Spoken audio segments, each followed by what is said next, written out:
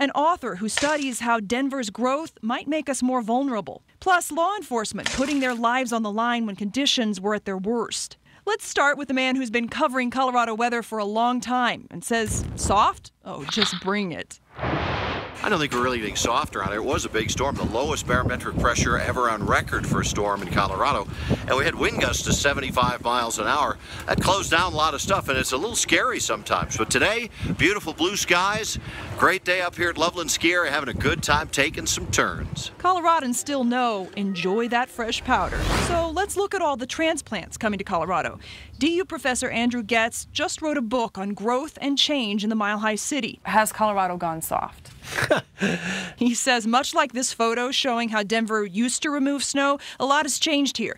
And the bigger the city, the bigger the blizzard impact. So maybe 20, 30 years ago, if we had had a big storm, we might have been able to handle it a little bit better, just simply because we didn't have as many people. We weren't traveling as much on the highways. As the grid spreads out so people travel more and there are more people, yes, everyone remembers the good old days. We actually went to school, we went to work, but you know, again, it really comes down to that we're living in a different place now. It's bigger, there are more people, and the risks are greater. So it makes sense for schools and businesses to take the cautious route. Okay, let's hear from the people who braved the blizzard to save others. Nothing soft about that. And that morning I listened as troopers were stopping at car after car after car, at crash after crash after crash. At 9 o'clock at night, at 10 o'clock at night, our troopers out there in knee-deep snow, helping people when they needed it most, helping people that had been stranded in places for 10, 15, 20 hours at times. Still, Colorado natives like Carol emailed me that blizzards in the 80s had so much more snow. So, as some people are still digging out, the question about whether Colorado has gone soft may not be answered, but one thing is clear. If you ever need help getting out of a blizzard, just give us a call. We are resilient. Jacqueline Allen, Denver 7.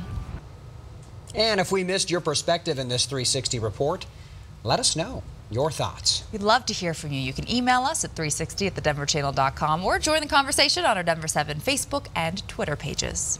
Well, he volunteers his time helping those with disabilities get to and from events who otherwise wouldn't have the means. After the break, we introduce you to the man who's willing to go the extra mile. It is a lovely start to our day all across the state. Quiet weather in store for the weekend. We'll talk more about your full forecast after the break.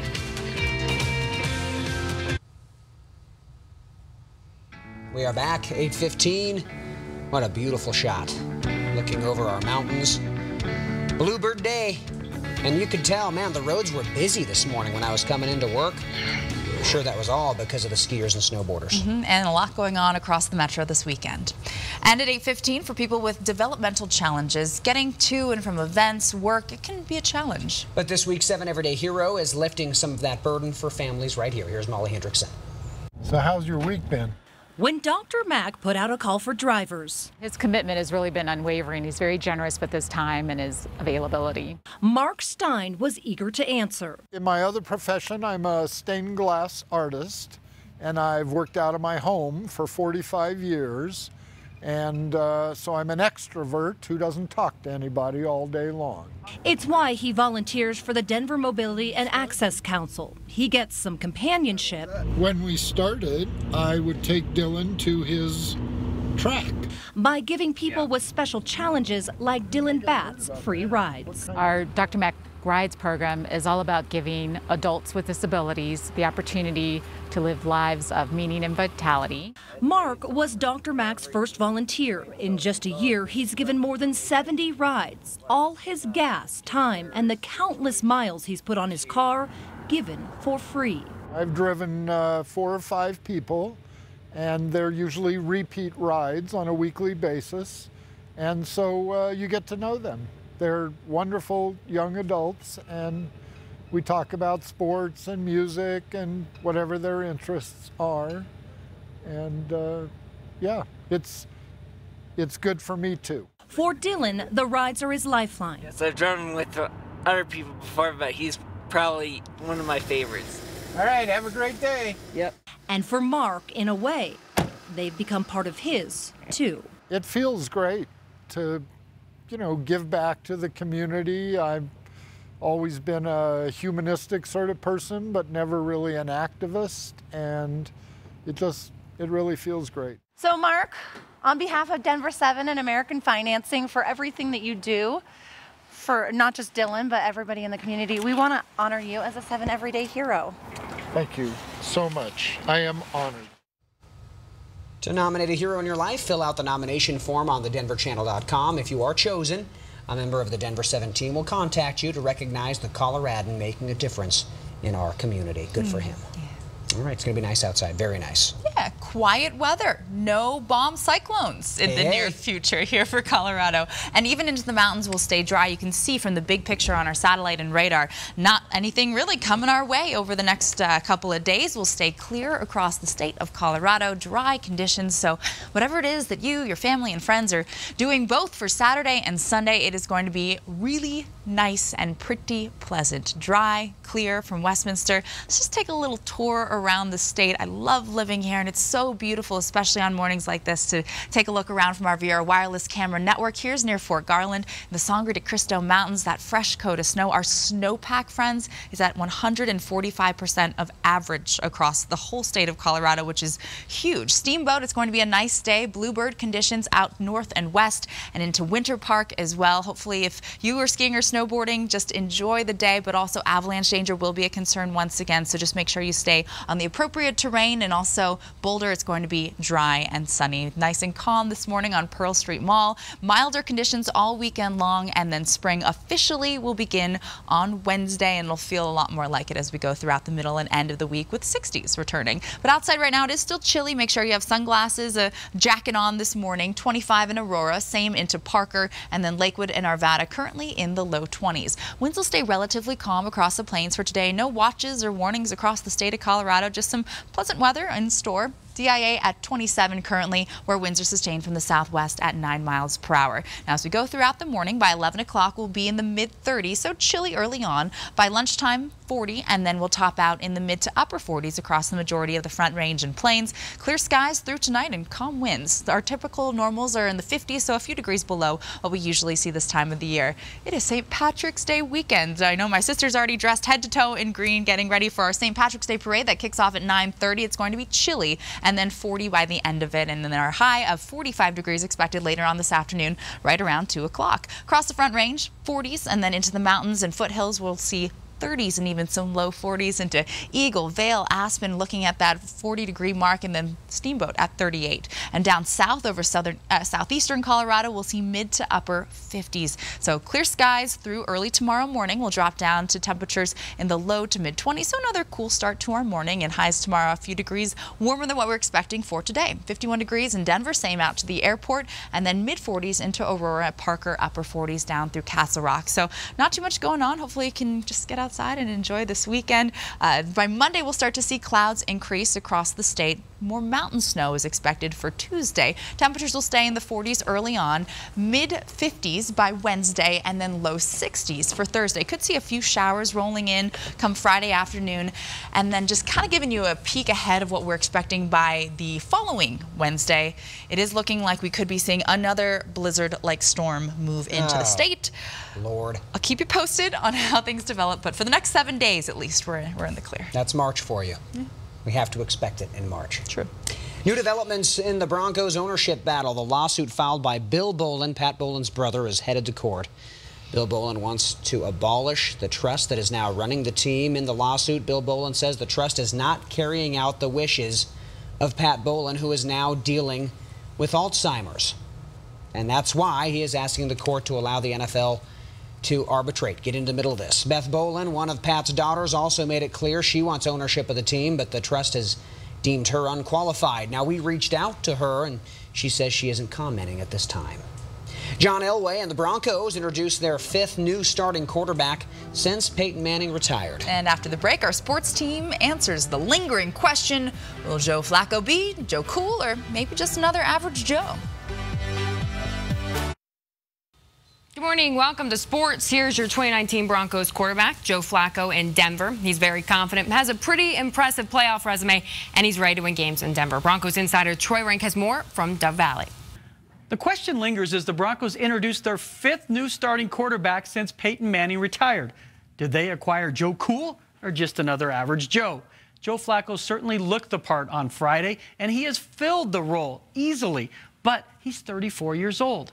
What makes Joe Flacco believe he can recapture his old magic? I asked him. I'm driven because this is what I love to do. I've been in the league long enough that to know success is nothing but winning football games. At some point, everybody's real expectations are to go win games and be in the playoffs, and then from there see what happens and go win a Super Bowl. And you know, that's what everybody's trying to do, and that's what I'm trying to do the rest of my career is win the Super Bowl. Flacco boasts a padded resume, certainly better than that of Case Keenum. He's won 10 playoff games, 3rd most among active quarterbacks. He has 7 playoff road wins. That's the most ever. That played largely into John Elway's decision to go get him. But is he ready for this challenge? Elway thinks Flacco is entering his prime. I believe at 34 years old, as you're talking about, is still very young at the position that he's playing. And he's got a lot of experience, still has all the tools to make all the throws. And so, you know, it really turned out to be a perfect situation for us. Anyone who's watched the Broncos the last couple of years knows this is not a one-man revival. Joe Flacco needs help. He gets a right tackle in Jawan James, who's crazy athletic, and a safety/corner in Kareem Jackson, who loves lighting up receivers like the Vegas Strip. Reporting from Dove Valley, Troy Rank, Denver 7. Thanks, Troy. The Broncos adding another guy to their secondary. They've reached an agreement with free agent cornerback Bryce Callahan. It's a 3-year deal with $10 million guaranteed. He also played for Vic Fangio last season. Military Appreciation Night at the Pepsi Center Friday night. Colorado hosting Anaheim. First period scoreless. JT Comfort and Nathan McKinnon. He finds a twine for his 36th goal of the year. Then the third period adds need a goal. Sven Andrighetto right in front for the score. Game tied 3-all, but the Ducks would score again with less than a minute left. Anaheim wins 5-3. All right, that's all for sports. I hope you go out and have a great day. President Trump vetoing legislation attempting to strike down his declaration of a national emergency at the southern border. Plus, Colorado lawmakers are now getting involved to help keep e-scooters off of our sidewalks. And we hear from some of the people looking to make Denver the first city in the U.S. to decriminalize magic mushrooms. Get outside and enjoy it. The St. Patrick's Day Parade happening in downtown Denver. Great weather for it. Approaching 30 degrees right now, and it's only going to get warmer.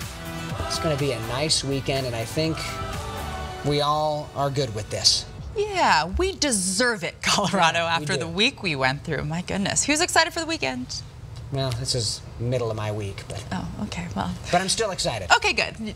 Great, because you should be about the weather at least. I am. It's going to be very quiet across all of Colorado for today. Mostly sunny skies wherever you want to go.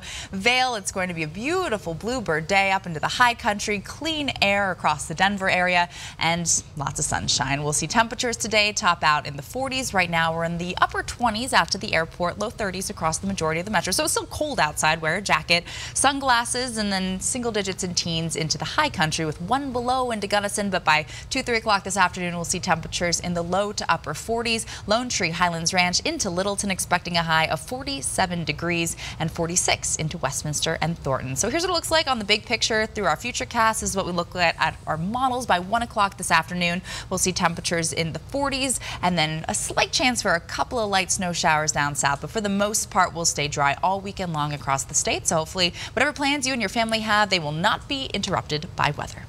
We have a Contact 7 consumer alert for you this morning. Do you know those lock boxes realtors use to show homes that are for sale? Well, they are about to get a big tech upgrade. The Denver Metro Association of Realtors is now moving to electronic lock boxes. And Denver 7's Megan Lopez is live for us this morning. And Megan, this is going to happen soon, next month. Oh, yeah, definitely. And so the goal is to get everybody kind of on the same centralized system. The Denver Metro Association of Realtors is going to be handing these out to its more than 7,000 members for free, again, starting at the end of next month. And this is all, guys, this is all about security. Now, you might remember that we told you about that rash of home burglaries last year where the thieves used these lock boxes to break in. That's because the old lock boxes are mechanical, and a lot of times the code never changes charges in the entire time that the house is up for sale. But the new ones are really high tech. And here's how they work. Each time that the home needs to be accessed, a new code is assigned to that lockbox, so it's only usable for a certain amount of time. Now, also, the homeowner has the right to deny access to the home at any point in time and to prevent people from getting into that lockbox. Not only that, but it also tracks each time that the box is opened up and whose code was used, since only registered users will be able to access it. It will severely limit anyone coming to the property ahead of time or behind schedule for a showing. It will also limit the times that contractors can come into the listings, as well as just anybody who might be driving by. So all about safety, all about security, and all about getting everyone on kind of the same system so that they can go from one area to the next. And they're going to start handing those out again next month. I'm live. Megan Lopez, Denver 7. President Trump vetoing legislation attempting to strike down his declaration of a national emergency at the southern border. The move yesterday comes after a dozen Senate Republicans joined Democrats to rebuke President Trump's use of his national emergency power to bypass Congress and fund construction of a border wall. Mr. Trump says he signed the veto to protect Americans. It is definitely a national emergency. Rarely have we had such a national emergency. Therefore, to defend the safety and security of all Americans, I will be signing and issuing a formal veto of this reckless resolution, and that's what it was. This is the first time in his 2 years in office that President Trump has used his presidential veto power to block legislation.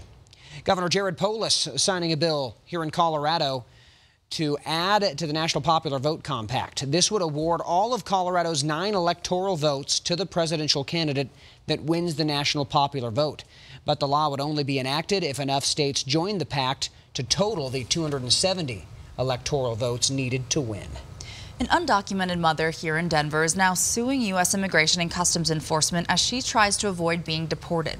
Jeanette Vizquera is now once again taking sanctuary at the First Unitarian Church in Denver. Well, 2 years ago, she stayed at the same church for more than 80 days before she was granted a stay.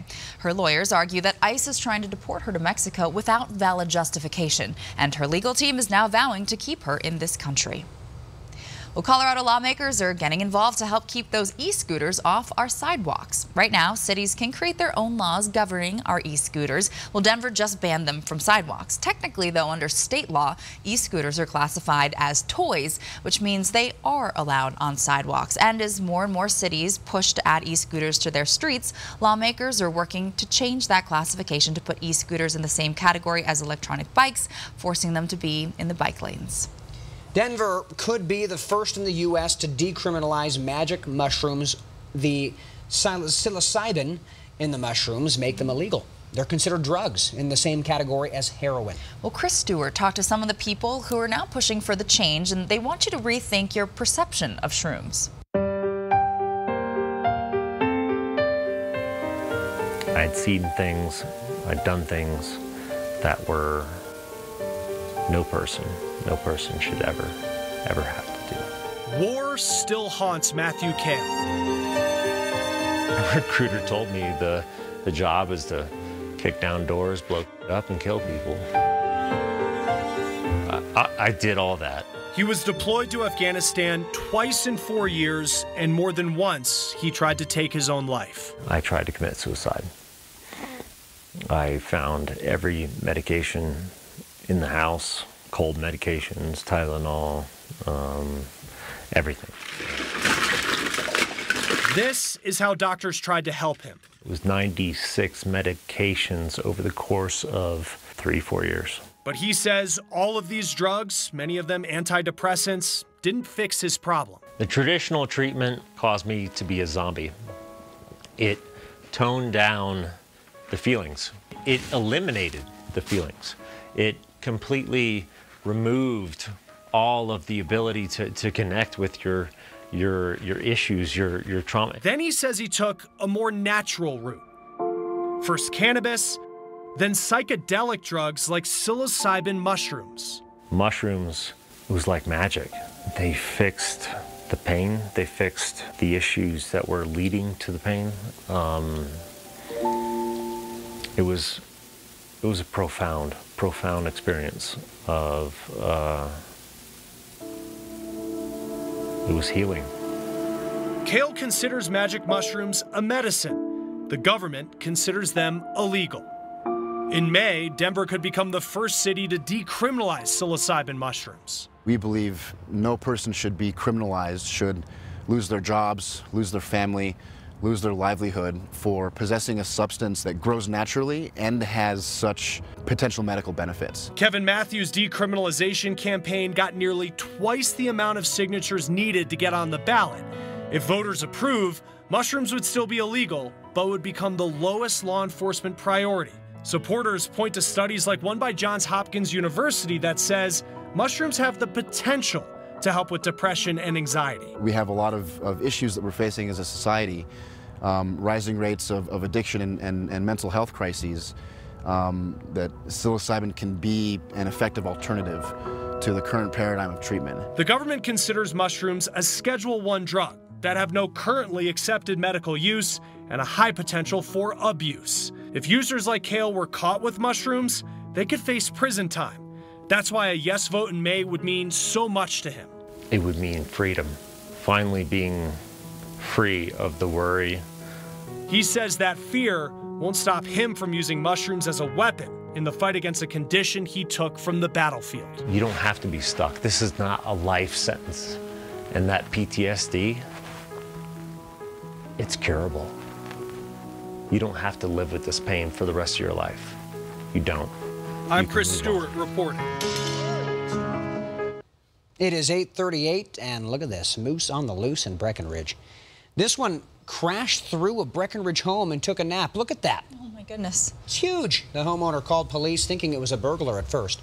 Parks and Wildlife were able to get the moose out safely, and here in Silverthorne, this moose was blocking the entrance to the Silverthorne Library and closed the library for a little bit. Majestic animals, but don't mess with moose. No, they can be kind of mean. And at 9:30 this morning on Blake Street, people will be lining up for the annual St. Patrick's Day Parade. We have nice weather for it. And also, if that's not on your agenda for you or the kids today, we've also compiled a list of fun activities all across the metro, whole weekend long. You can check out the 7 best things to do right now on our website, thedenverchannel.com. Well, this week's blizzard here in Colorado, it's bumping up our snowpack even more across our state. Mountain snowpack is now at 142% of normal in the upper Colorado River Basin, also 136% of normal in the South Platte Basin, and 128% of normal in the North Platte Basin. It's a lot of moisture across our state, great for snowpack and also water content. Yeah, and that means a lot of people are headed to the mountains today, looking to take advantage of the fresh powder from this week's blizzard. And odds are you're probably going to run into traffic, but if you're looking to avoid that rush, we have found just the place for you in this week's Mile High Must.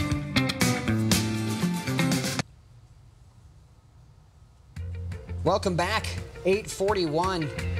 Finally, a cloud in the sky, and that might not even be a cloud. That might just be from an airplane. It is beautiful out there today. The melting will continue. That snow is going to be gone. Well, not at my house. We got hammered in Castle Rock, but a lot of people, it'll all be melted by the end of today, probably. Well, especially downtown. It's so nice out, and we saw sunshine yesterday, once again today, and our high temperatures will be in the mid to upper 40s later on this afternoon. So no first alert action days on our forecast, no major storms moving into the entire state of Colorado. You can see just a really quiet weather pattern ahead for this weekend, and will stay nice and clear across all of Colorado. Dry conditions through Sunday. So let's take a little look about what's going on around the state for this morning. Steamboat, good morning to you. Northwestern Colorado, we'll see sunny skies. Temperatures up there in the upper 30s at the valley level. No fresh snow for skiers and snowboarders this weekend, but some bluebird conditions. Crystal clear skies up into Loveland ski area, and winds will remain relatively calm. So if you are getting out and about, hopefully you enjoy yourself. More melting will occur here at City Park as we go throughout the afternoon as temperatures climb to the mid 40s in town. So your headlines for this Saturday, it's going to stay clear and milder all weekend. Avalanche danger, though, is still a concern. No watches or warnings in place for the high country, but just make sure you stay to a lot of the groomed terrain. Backcountry travel still not recommended, and then officially we'll be in springtime come Wednesday. Downtown in the upper 20s, same out through the airport where winds are sustained from the southwest at 9 miles per hour. Relatively calm conditions. It'll pick up a little bit, especially across the far eastern plains in terms of our wind gusts later on this afternoon. But outside currently, Parker, you're at 27 degrees, upper 20s as well into Aurora, already climbing into 30-degree territory into Highlands Ranch and Castle Rock. And as we go throughout the next couple of hours, by 11 we'll be in the mid to upper 30s. We'll will top out low to mid 40s across the majority of the Front Range for today. Skies stay clear overnight. Our normals 27 and 55, so we're still a few degrees below what we typically see this time of the year, but still a nice change from the cold and snowy weather, the blizzard that we saw this last Wednesday. So for the St. Patrick's Day parade, that kicks off in less than an hour downtown. It's going to be a sea of green across Denver for today. So just be aware some road closures will be in place, especially downtown. Through the end of the parade, we'll be at 40 degrees and mid-40s for our daytime highs. Into Boulder, 44, same into Evergreen, Estes Park and Allens Park, both expecting highs in the upper 30s. Now, if you're skiing someplace like Vail, 33, sunny skies, dry and mild for tomorrow, even warmer in the upper 30s. And at the valley level, you can see up through Eagle and Aspen, low 40s for today. Across northeastern Colorado, low to upper 40s, and then nice and mild down across the southeastern corner of the state. And early tomorrow morning, we'll drop down to the low to mid 20s, upper teens in spots, single digits, and some low teens into the foothills and mountains.